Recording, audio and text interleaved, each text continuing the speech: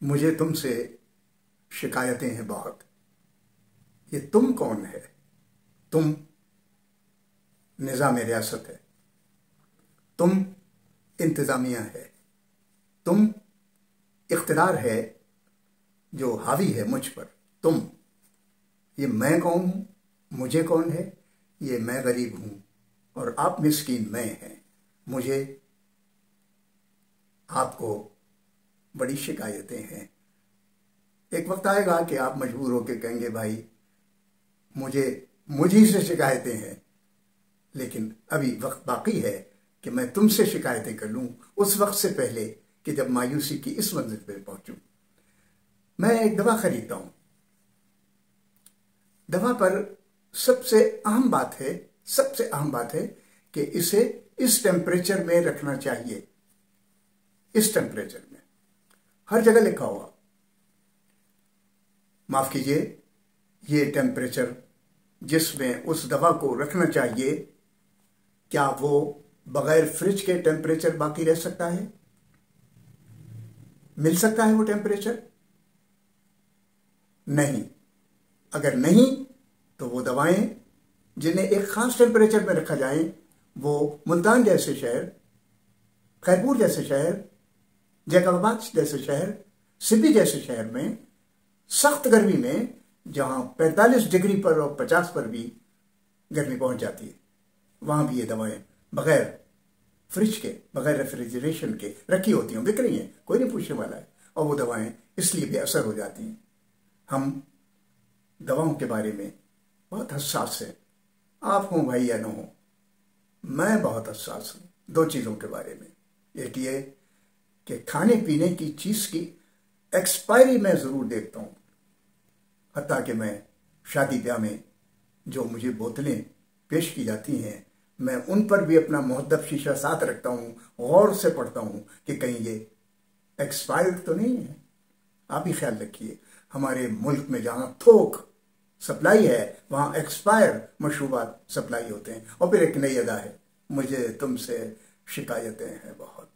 Food inspector पहली पाबंदी ये लगाए कि मशरूब बराह रास्त बोतल में हाजतमंद को दिया जाए। ये जो पलटा के गिलास में लाते हैं, इसकी कोई एक्सपायरी के किसी को नहीं पता होता। कभी अपने सिस्टम के तहत किसी डिस्पेंसर से हासिल किया हुआ, और कभी उस मलगोबे से, उस महलूल से जिसका कुछ पता नहीं, दिल्ली की नहारी की तरह कि परदादा ने बनाई थी तो आज भी वो कह रहे हैं कि तब से चली आ रही है कि उसका रोज तड़का लग रहा है पुरानी पिछली नहारी का। हमारा फर्ज है कि हम हर दवा की कम से कम, अभी रजा की बात की थी, अब मैं पलट रहा हूं, कम से कम दवा की एक्सपायरी तो देख लीजिए। ग़िज़ा वक्ती सहूलत और तफरीह है, और दवा जिंदगी और सेहत है।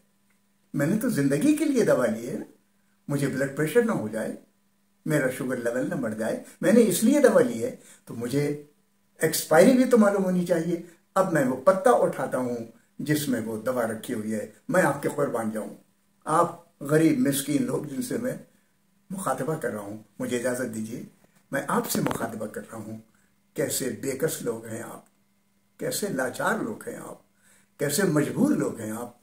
क्या नादारी इख्तियार की हुई है कि आप अपनी लाई हुई बाजारी दवा के पत्ते पर एक्सपायरी पढ़ ही नहीं सकते। ऐसी डॉजिंग फरेबकारी के अंदाज से तारीख लिखी होती है, कोई आदमी पढ़ ही नहीं सकता उसे।